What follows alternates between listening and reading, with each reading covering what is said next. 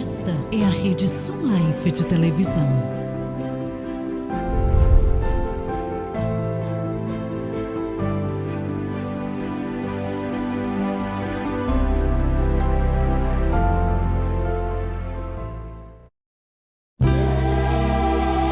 Sejam bem-vindos ao programa Estudo na Palavra, uma explanação de estudos bíblicos tendo como foco a cruz de Cristo.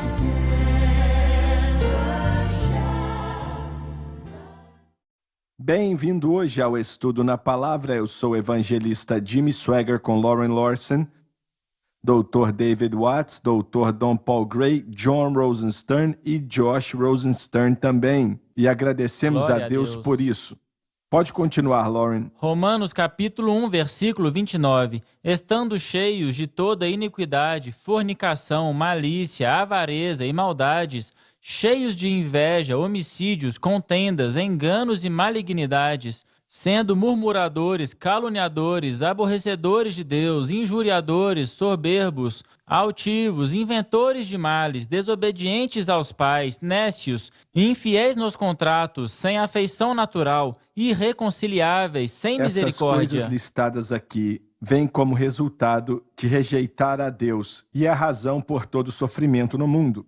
Os quais, conhecendo a justiça de Deus... De certa forma, quer dizer, faça o que quiser e não seremos parados. Pois que são dignos de morte os que praticam tais coisas. Traz o juízo divino. Não somente as fazem, mas também consentem aos que praticam. Proclama o resultado da mente reproba. Paulo aqui está dizendo que esse povo que foi entregue para uma mente reproba, que a vida deles agora está cheia, talvez não com todos, mas com grande parte deles. Esse é o pensamento principal, versículo 29, estando cheios de... isso representa uma casa abandonada. E em Louisiana, nós deixamos as casas com as portas abertas em Louisiana. Abandone essa casa por 1 ano e depois volte. Ela estará cheia de toda criatura que rasteja e coisa feia que você pode imaginar, da mata ou dos pântanos. É da natureza do pecado se acomodar dentro do ser humano e preencher todos os cômodos com aquilo que é maligno. E como você disse, nem tudo aqui está listado, nem tudo no capítulo 1 sempre é parte de um indivíduo que é preenchido pelo pecado. Mas é uma perda completa. E o único remédio, a única solução é Jesus Cristo e Ele crucificado. Certo. Não existe outra. Olha, toda psicologia no mundo não pode tirar a pessoa desse lamaçal de pecado. Todo o dinheiro do mundo não pode comprar a solução para que ela saia desse problema. É a cruz de Cristo e somente ela pode acabar com isso e trazer a pessoa para uma situação onde a vida dela é transformada. E não estou falando de 1 ou 2, mas milhões de pessoas por todos os séculos foram mudadas pelo poder de Deus. E alguns têm a situação muito ruim. Mesmo assim, Deus os transforma. Amém. Posso fazer uma observação? A cultura na qual vivemos hoje, eles dizem que estamos no meio de uma guerra cultural. E não há dúvida sobre isso. É uma grande guerra em relação ao sistema de crença cristão e a rejeição dele. Mas por toda a minha vida, e eu estive no ministério por muitos anos, eu sempre soube que nós estamos lutando uma guerra espiritual. Seja construindo igrejas, ou seja construindo escolas bíblicas, ou o que quer que seja. Mas o que está acontecendo nos Estados Unidos nos últimos anos, me parece que alguém tirou a tampa. E nós estamos vendo algumas coisas, um ódio contra a igreja. E enquanto eu ouço a todos vocês e leio isso, eu vejo o versículo 21 que diz: porquanto, tendo conhecido a Deus, não o glorificaram como Deus. Exatamente. E você passa por todos esses versículos. Nós acabamos aqui com uma mente depravada naquilo que você acabou de ler, que identifica mais tarde as pessoas Nós estamos falando sobre pessoas que vivem em nosso bairro, vivem em nossa comunidade, que estão conectadas à igreja e conectadas à minha família. E tudo isso começa aqui, porquanto conheceram a Deus, mas não o glorificaram, eles rejeitaram a Deus. E eu vejo isso acontecendo nos Estados Unidos, irmão Sueger. Há um ódio contra Deus nesse Verdade. país. Quando Sim. eu servi como professor e missionário na Bélgica, entre 2007 e 2011, eu vi que o povo belga e o povo europeu têm pouquíssima consideração pela fé e pela religião. As igrejas, em sua maioria, estão vazias. Exato. Até mesmo as igrejas pentecostais estão 2 vezes mortas e enterradas. É só a casca de uma igreja. Dr. Gray, essa é a razão pela qual essa rede de televisão é tão importante, porque entra na casa, na vida das pessoas que se importam. E o Espírito Santo tem a oportunidade de chegar até eles, Sim. porque a programação está chegando na casa deles. E recebemos mais cartas agora desses países, e você está certo, não tem muita coisa acontecendo na maioria desses países, espiritualmente Certo. falando. A mensagem de Cristo Me perdoe crucificado, porque eu te interrompi. a conclusão do meu pensamento é: aqui estamos nós lendo uma passagem de Romanos escrita por Paulo mais de 1900 anos atrás. E ela descreve os Estados Unidos, a Europa também e outros lugares. Se em algum momento eles precisaram da mensagem de Cristo e da mensagem da cruz, da mensagem pentecostal, é hoje, irmão verdade. Sueger. É hoje. Esse sempre foi o resultado da rejeição do homem É quanto à verdade. revelação de Deus. Essa é a espiral negativa da rejeição. Esse é o resultado da rejeição. E quando nós voltamos ao versículo 21, quando diz: porquanto, tendo conhecido a Deus, não significa que eles eram salvos, mas que Deus se fez disponível por meio da consciência e da criação. E eles rejeitaram isso, não querendo Deus. Então, quando o homem se distancia cada vez mais de Deus, como Caim, que fugiu da presença do Senhor e queria viver e criou o seu próprio mundo e a sua própria sociedade. O homem faz isso, mas há um grande custo espiritual. A única coisa que pode mudar isso é a pregação do Evangelho que gera fé no coração e na mente. Não é aconselhamento que muda pessoas dominadas por isso, é a fé. Uma pessoa pregando a mensagem de Cristo para um mundo que está perdido pode fazer com que a fé aumente. As trevas que estão aqui existem por causa da rejeição da revelação. A fé pode aumentar quando o evangelho é pregado.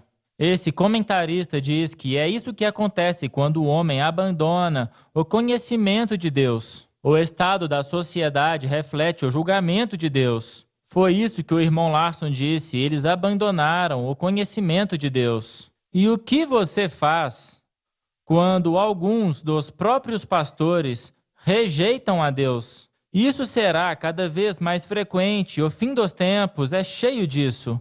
Então, cada vez mais, é mais importante que preguemos a fé simples em Cristo. É algo, ouça, o Evangelho é o poder de Deus para todos aqueles que acreditam. Ele libera um poder que varre toda cegueira. Com certeza, amém. Então, mais uma vez, a importância dessa rede por todo esse país e especialmente por todo o mundo. Se nós pregarmos o Evangelho simples e direto e exaltarmos a Cristo, a fé pode aumentar no coração dos homens e mulheres que estão cegos pelas influências que os cercam. E a fé vai trazer a colheita. É a fé que muda as pessoas. E acredito que o Senhor fará isso. Ele tem poder para quebrar esse escudo que Satanás coloca em volta das pessoas. Você pode apostar que ele sim. tem poder para quebrá-lo. E ele pode entrar nesse coração e transformá-lo. E não demora muito. Quer dizer, a unção do Espírito Santo. E é por isso que eu clamo a Deus dia e noite. Eu preciso da unção. Jesus disse: quando estava entrando em Nazaré: o Espírito do Senhor é sobre mim. E é disso que precisamos. O Espírito do Senhor é Certo. sobre mim, porque Ele me ungiu para Aleluia. pregar o Evangelho para os pobres, curar os quebrantados de coração e pregar liberdade para os cativos, a recuperação da visão daqueles Sim. que estão cegos e Sim. pregar o ano aceitável do Senhor. É isso. Aleluia. E eu creio que Ele quer colocar o mesmo Espírito sobre os seus pregadores. Sim, sim, sim. E somente então as trevas que invadiram os corações e as mentes das pessoas ao redor do mundo poderão ser quebradas. Mas elas podem ser quebradas. Maior é aquele que está em nós do que aquele que está no mundo. Esse poder pode ser eliminado pelo Pode poder do ser Espírito. que estejamos sendo positivos demais. Eu não gosto de dizer que algo vem de Deus quando Deus não fez aquilo. Mas, algumas semanas atrás, sentado ali em espírito no Centro Familiar de Adoração, eu vi pessoas entrando pela porta e chegaram ali no corredor, perto do altar, e eles se prostraram e levantaram falando em línguas estranhas. Antes de chegar no estúdio, eu estava orando e não foi fácil orar. Todos enfrentamos isso às vezes. Certo, Às vezes não é certo. fácil. Quando de repente o Senhor me fez lembrar de Pedro, quer dizer, Jesus pegando o barco emprestado de Pedro, ensinando as pessoas, e depois que ele terminou, ele disse: Pedro, vá um pouco mais distante e lance a sua rede. E Pedro perguntou: para quê? Eu e João tentamos pescar a noite inteira e não conseguimos nada. E naquela época, o barco deles, eles eram pescadores profissionais. Não eram canoas, não eram botes, eram barcos bem grandes. Eles tinham por volta de 25 metros de comprimento. E ele queria se distanciar um pouco das margens ali, e as pessoas estavam pressionando ele em direção da água, e eu também estaria tentando chegar mais perto dele. E quando ele terminou, ele disse para eles lançarem a rede. E Pedro disse: Senhor, pescamos a noite inteira e não pegamos nada. Nada mesmo. E eu sou um pescador profissional. Eu vivo da pescaria. Eu conheço pescaria. E nessa noite os peixes não estão mordendo. Não estão, não. Mas ainda assim, Certo. ainda assim, eles então Aleluia. obedeceram a Glória palavra a de Deus. Jesus, e Pedro pensou que a rede tinha agarrado em algo no fundo. Mas quando puxaram a rede, estava cheia de peixe. Aleluia. Ele encheu o barco e disse: João, traga o seu barco aqui para encher também. E encheu o barco de João. E eu creio que o Senhor me falou: Glória a Deus. eu vou salvar pessoas como os peixes que foram pegos naquele barco ou nos barcos, e Sim, vou sim. enchê-los. E será mais do que uma alma aqui e outra alma ali. Serão milhares de almas Sim. que vão aceitar ao Senhor Jesus Cristo. Glória a Deus. Eu creio de Aleluia. todo o meu coração que o Senhor falou ao meu coração dessa maneira e me mostrou essa ilustração de Pedro, João e do Mestre. E eu creio que Ele está nos dizendo agora mesmo: lance a sua rede, Sim. lance ela na água. Há uma bênção esperando que você não pode Sim. conter. Lance a sua rede, lance na água. Aleluia. Ele está trazendo bênção sobre a sua vida. Ah, nós precisamos disso. Como minha avó me dizia, e eu já citei centenas e até milhares de vezes: Jimmy, Deus é um Deus grandioso. Peça coisas grandes. Eu consigo vê-la ainda diante de mim, e os olhos dela parecem penetrar minha alma. E ela dizia: Deus é um Deus grandioso, filho. Peça coisas grandes. Aleluia. Glória a Deus. E essa simples Glória a frase Deus. me ajudou Sim. a tocar esse mundo. Deus é um Deus Aleluia. grande, então peça Glória a coisas Deus. grandes. Irmão Suegar, isso não vale só para você. As orações, a intercessão e a fé daqueles que nos assistem são essenciais para isso. Eles não são chamados só para assistir o programa, e eu me alegro com todos que assistem. Mas nós precisamos de fé Verdade. daqueles que vão se Certo, levantar certo. conosco. Foi preciso que outro barco viesse, e nós também precisamos. Quando Jesus estava caminhando na praia, todos os pescadores estavam ancorados, lavando as suas Lavando as redes. redes, porque não acreditavam que iam Certo, pescar. mas havia um vaso disponível. O vaso de Pedro estava disponível. Jesus não procurou por quem teve mais sucesso na noite anterior, mas por aquele que emprestaria o seu barco a ele e que mais tarde seria obediente, dizendo: aquilo que você disser, nós vamos fazer. O Senhor está chamando. O Senhor tem falado ao coração de muitos que estão nos assistindo agora, dizendo a eles: busquem a minha face, creiam Sim, em mim, verdade. confiem em mim, eu vou fazer. Então essa declaração que você acabou de fazer é uma convocação para todos, não somente para nós que estamos aqui. A todos que nos assistem, Deus os chamou. É você, Deus te chamou para esse tempo, para exatamente o que você disse, porque haverá uma colheita. E ele disse: eu farei de vós É isso aí. pescadores de homens. Lance a E sua foi rede isso nas que águas. aconteceu. Há uma bênção te esperando e você não vai conseguir contê-la. Lance a sua rede nas águas. Ele vai derramar bênção sobre a sua Glória a vida. Deus. Glória a Deus e aleluia. Glória a Deus, glória a Deus. Aleluia. Hoje de manhã, no programa, eu brevemente compartilhei sobre um artigo que eu li recentemente em uma revista cristã direcionada para o evangelismo. E estava escrito que a igreja precisa de menos ordenação e mais aconselhamento, que nós precisamos de mais conselheiros na igreja. E em meu escritório eu disse audivelmente: não, a igreja precisa de mais pregadores. Eu costumava dizer que o púlpito iria transformar os Estados Unidos, mas eu adaptei, porque precisamos não somente de pregadores, mas de pregadores que preguem a mensagem correta.